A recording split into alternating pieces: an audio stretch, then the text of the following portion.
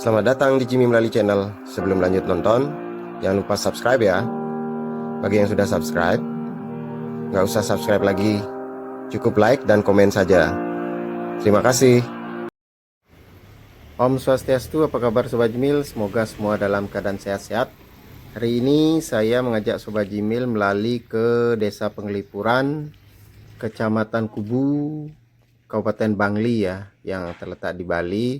Nah, ini kita sudah ada di loket 3, loket parkir 3. Jadi di sini kita membayar tiket masuk sebesar 25.000 per orang ya.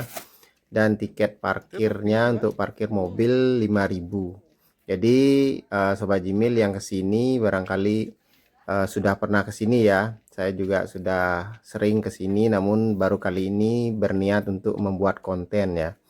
Nah, untuk Sobat Jimil yang kesini, ketika memang tidak membawa uang tunai, bisa non tunai ya. Jadi bisa bayar pakai kris atau transfer atau pakai kartu ya. Nah, tidak usah khawatir karena semua fasilitas di sini dimanapun berbelanja sekarang sudah pakai non tunai ya. Jadi tidak perlu lagi bawa uang cash biar lebih aman ya. Nah, ini saya sudah berada tepat di areal Parahyangan di depan pura yang terletak yang ada di Desa Penglipuran ini. Kita akan mereview di sini. Saya akan mengajak Sobat Jimil mereview rumah adat Bali yang ada di Desa Penglipuran. Jadi ada hal-hal yang unik. Jadi dari arsitektur rumah adat Bali di sini nanti kita akan review ya. Kita akan cari rumah yang memang betul-betul masih klasik ya. Nah, ini tepat di depan kita adalah Balai Kukul yang ada di sisi Jabe ya. Jabe sisi dari pura yang ada di Penglipuran ini. Nah, bagian atasnya rabduk atau atapnya duk ya.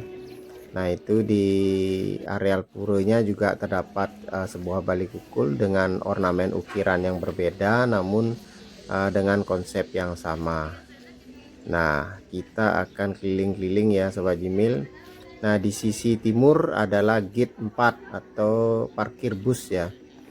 Parkir untuk kendaraan bus. Jadi di sini terdiri dari 4 parkir yang bisa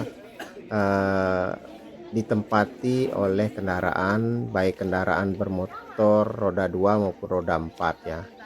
Nah, ini kita sudah masuk ke areal permukiman.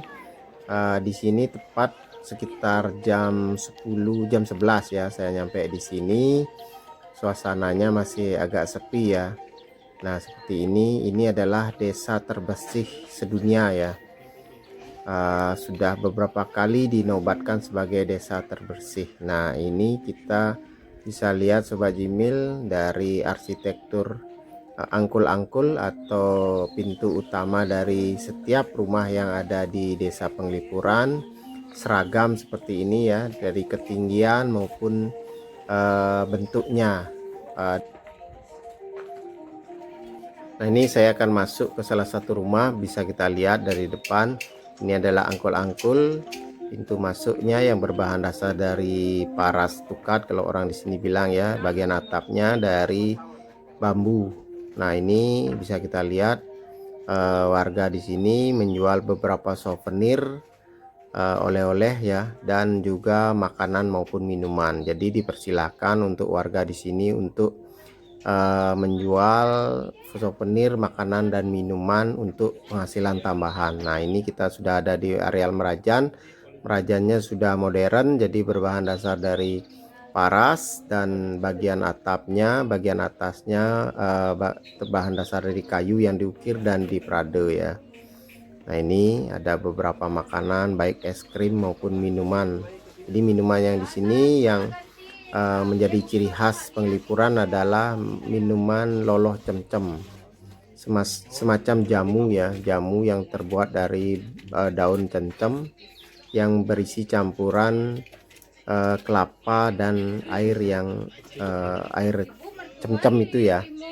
rasanya segar dan agak asam, agak manis ya, enak pokoknya ya. Nah ini kita lihat adalah sisi balidaje. Pada dindingnya tidak ada, hanya ada pintu, tidak ada jendela. Atapnya berbahan dasar dari rangkaian bambu dan pada dindingnya juga terbuat dari bambu. Nah ini pondasinya terbuat dari paras tukat ya. Untuk pintunya sendiri memiliki ketinggian sekitar 1,5 meter ya, jadi tidak terlalu tinggi. Jadi kita kalau mau masuk agak menunduk ya, karena di sini konsepnya rumahnya agak pendek. Jadi untuk mengatasi hawa dingin, jadi daerah sini sangat dingin. Bisa kita lihat di dalam Sobat Jimil, ini adalah konstruksi dari kearifan lokal desa Penglipuran. Jadi rumah balidaje ini berfungsi, banyak fungsinya ya, sebagai tempat tidur maupun sebagai dapur, dan juga bisa menempatkan beberapa perabot rumah tangga yang ada di sini. Ini semua rangkaian dari rumah ini terdiri dari beberapa sake yang dikaitkan, terintegrasi antara sisi timur maupun sisi baratnya. Bagian atasnya juga fungsional semua. Ini ditempatkan bahan bakar kayu untuk memasak ya. Bagian atasnya juga kayu. Ini bagian paonnya atau bagian kompor tradisionalnya. Ada sakenya juga seperti ini Sobat Jimil. Bahan dasar dari kayu semua, seperti bale biasa, namun pada bagian atasnya ditempatkan tanah liat. Nah ini adalah struktur dari paonnya ya. Nah ini bagian natah dari paonnya ini merupakan tanah biasa, tanah liat biasa. Ini adalah cangkam paon atau kompor tradisional ya. Nah untuk bagian atasnya seperti ini Sobat Jimil, ada rangkaian bambu juga di atasnya sebagai menempatkan sesuatu di bagian atas ya. Ini seperti ini Sobat Jimil, semua ruangan di sini fungsional sekali. Nah ini di bagian utaranya terdapat juga space ruangan yang ditempatkan sebagai untuk perabot juga bisa. Bagian atasnya juga ada space. Jadi semua ruang ini sangat fungsional dan agak pendek ya, agak rendah, kira-kira sekitar 2 meteran kalau tidak salah ini. Jadi tinggi saya 170, agak dekat sekali dengan atapnya. Nah ini kita sudah keluar. Ini adalah balid lot kalau istilahnya di Bangli, balid lot. Atapnya juga sama dari rangkaian bambu yang menyerupai atap, jadi sangat klasik sekali ya. Karena di sini hutan bambu ya. Di sini hutan bambu, jadi semua rumah yang ada di sini zaman dahulunya berbahan dasar dari bambu semua, dan ada beberapa dari kayu juga. Nah ini adalah paras yang saya tadi bilang paras tukat, karena diambil dari tukat, orang di sini bilang paras tukat ya. Jadi ini untuk kalau di Bali daerah barat biasanya disebut bale dangin. Nah untuk bedanya yang di sini adalah semua diisi sekat.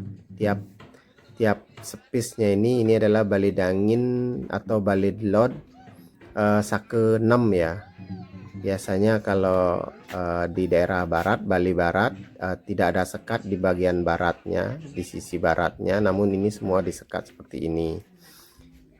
Selanjutnya kita mereview Bali Dauh. Nah di sini juga di sebelah balidaje terdapat jualan souvenir ya. Ini sudah modern namun ada nuansa bambunya juga. Jadi konsepnya seperti ini, semacam Bali Dauh loji ya. Ini sisi timurnya, sebelah timurnya terdapat pintu jendela yang diukir, dan semua bahan dindingnya terbuat dari bambu ya, rangkaian bambu. Nah, seperti ini Sobat Jimil, dibuat semacam partisi kotak-kotak seperti ini yang mengisyaratkan bahwa masyarakat di sini begitu familiar atau begitu memanfaatkan bambu sebagai segala sesuatu yang ada di kehidupan mereka, karena mereka hidup di lingkungan hutan bambu ya. Seperti ini Sobat Jimil, sebagai penghargaan. Bagian atapnya juga bedek bambu. Nah, ini sakenya bagian atasnya tidak diukir, hanya di look ya.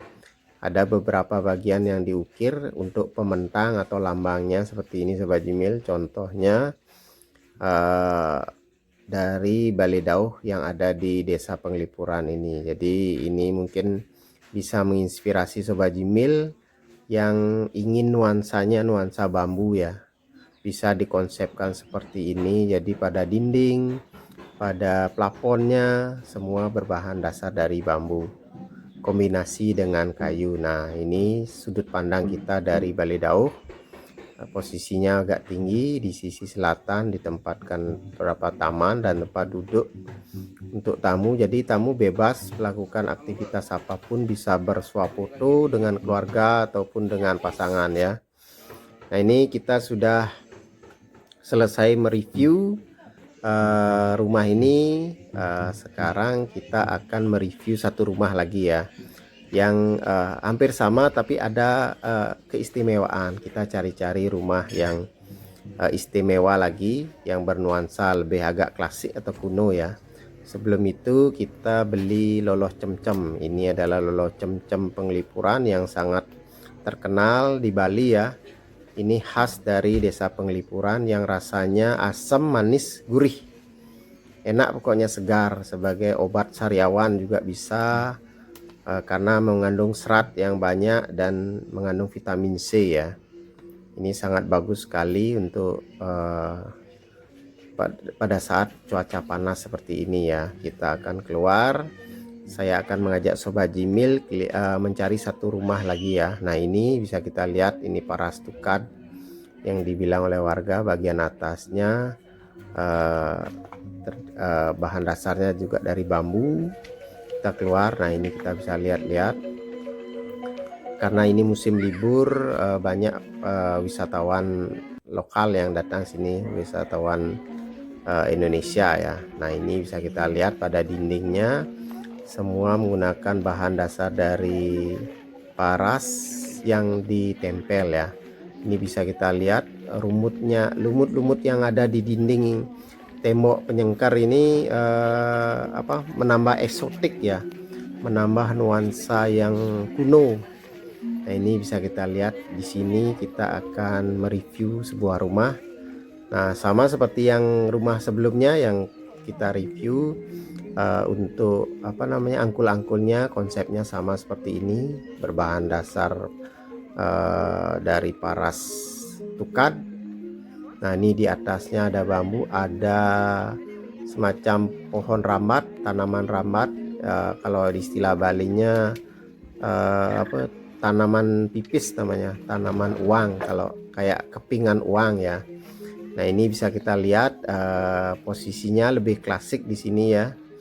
Bisa kita lihat sepanjang dinding ini ada lumut-lumut khas dari daerah Penglipuran. Nah, ini ada pohon-pohon yang khas daerah sini, menambah suasana estetik, suasana eksotik. Nah, ini adalah pohon-pohon rambat yang ada di pada dinding ya, pada dinding penyengkar. Nah, ini adalah posisi balid lodnya. Jadi paras ini di wilayah Penglipuran ini agak kekuningan dia, seperti tanah liat itu. Nah, ini untuk aling-alingnya bisa kita lihat Sobat Jimil. Nah, ini murni masih bahan dasarnya yang klasik, yang kuno ya, dengan konsep tembok minimalis seperti ini. Kalau di sini disebut seperti saya yang tadi bilang, balid lod. Kalau orang Bali Barat menyebut balid angin ini. Nah, ini sisi batarannya semua berbahan dasar dari paras Bali, paras tukad. paras tukat Bangli, bisa dibilang seperti itu ya. Bagus sekali, tidak ada hiasan namun tegas, elegan. Nah ini lantainya masih paras ya, masih dibiarkan klasik seperti ini, alami. Ini juga Bali Lod ini konsepnya sama seperti yang tadi, sake 6 dengan sekat, semua disekat ya. Pada bagian atapnya juga sama, rangkaian dari bambu. Nah di sisi timur dari Bali Lod ini ada dapur juga ya. Nah ini bagian atasnya bambu semua. Nah ini kita akan mereview Bali Daje, sama seperti konsep yang tadi, namun Bali Daje ini posisi batarannya lebih tinggi, namun pintunya lebih pendek, sekitar 120 cm. Jadi saya harus membungkuk ketika masuk ke sini ya. Nggih. Mungkin. Oh, kenten. Ring napi ring tukaran iki nggih. Ya. Ditukaran gerah parasnya. Oh, di sungai nggih. Benten di tebing-tebing. Nggih, nggih. Becik langka mungkin ampun ten paras ka diniki. Sane jago ngariane tanya.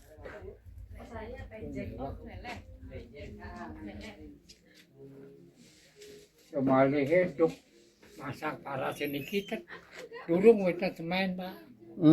Zaman dulu. Nggih. Hanya digosok-gosok wonten. Oh, kenten. Daging toyo otomatis keluar pun cat lekat. Magesek niku wonten ya gosok-gosok wonten. Itu seputar obrolan saya dengan owner rumah ini. Jadi katanya paras itu diambil dari tukat atau dari tebing sungai juga sama, namun parasnya ini beda, agak kekuningan ya. Untuk proses pengasaban, pemasangan dari rangkaian balok dari paras ini menggunakan metode gesek ya. Jadi digesek antar balok parasnya sehingga ada semacam cairan atau cairan pelekat alami ya, yang melekat begitu saja langsung ditempel, begitu juga ditumpuk ya. Nah ini kita sudah masuk di dalam, sama juga ini adalah paonnya sama seperti yang tadi, konstruksi bangunannya sama. Jadi konstruksi bangunan Bali Daje ini dikonsepkan tahan gempa karena dia tidak menyatu dengan dinding ya. Meskipun dia menyatu tidak akan terjadi gempa yang banyak karena dindingnya ini terbuat dari bambu sehingga tahan gempa ya. Dia hanya bergoyang saja ketika ada gempa. Dan ini untuk konstruksi dari Bali Daje ini tidak ada memakai paku, semua memakai semacam kait bambu ya.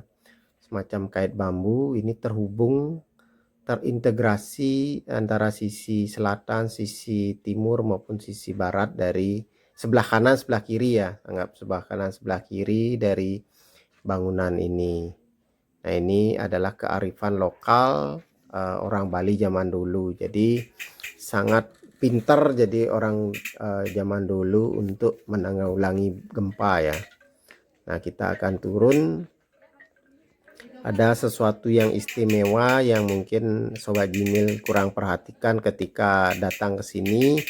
Jadi saya akan mereview. Nah ini pada dindingnya semua.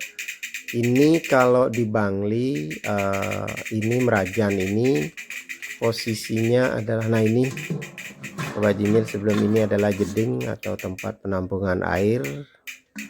Airnya ditampung di sini ya. Nah ini kita lanjutkan lagi. Ini adalah Candi Bentar. Ini adalah merupakan Merajan, kalau tidak salah tadi dibilang Merajan Deoyang ya. Terdapat dua buah sanggah. Ini dindingnya semua lumutan juga.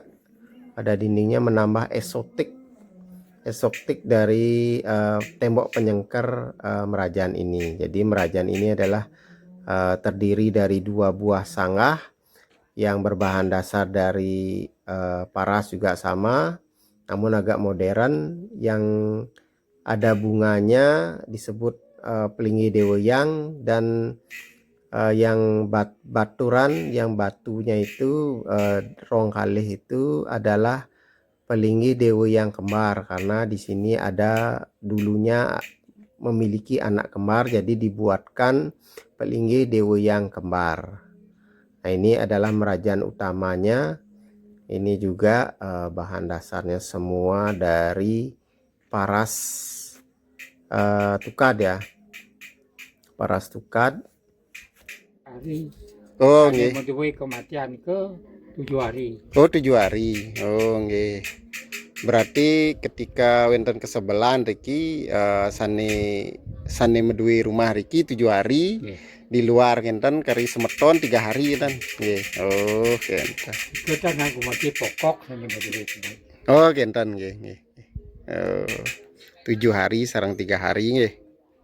Menawi kenten ya kemana untuk yang tambah terlihat. Nggih. Sebel niku rasanya kan sebet. Sebet ya, nggih nggih, Bang.